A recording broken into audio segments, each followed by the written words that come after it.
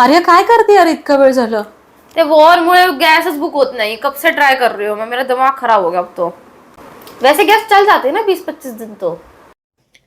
मी सांगू तुला 2 महिने गॅस कसा वापरायचा ते. तर जेव्हा आपण कुठलाही अन्नपदार्थ शिजवतो म्हणजे भाज्या वगैरे, तर ते जे भांडं आहे त्याच्यावरती झाकण ठेवायचं आणि मग ती भाजी शिजवायची. एक तर भाजी चांगली शिजली जाईल आणि गॅसचा कमी वापर होईल. त्यानंतर गॅसचे जे बर्नर आहेत ते बरेच दिवस साफही केले नाहीयेत.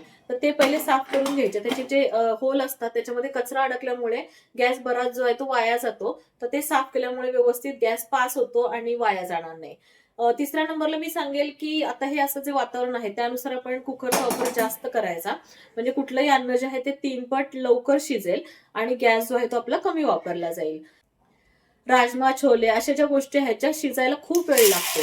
तर त्या एक दिवस अगोदरच चांगल्या भिजवून घ्यायच्या आणि नंतर त्या शिजवायच्या म्हणजे कमी गॅसचा वापर होईल आणि व्यवस्थित त्या गोष्टी ज्या आहेत त्या शिजल्याही जातील.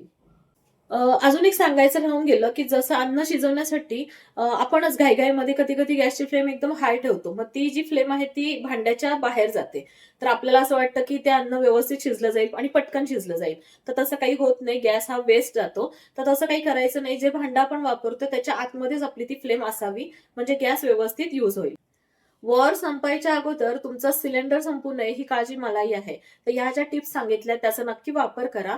म्हणजे 25-30 दिवसात जो तुमचा गॅस संपतोय किंवा सिलेंडर संपला जातो, तर तो कमीत कमी 50 ते 60 दिवस आरामात तो सिलेंडर वापरला जाईल.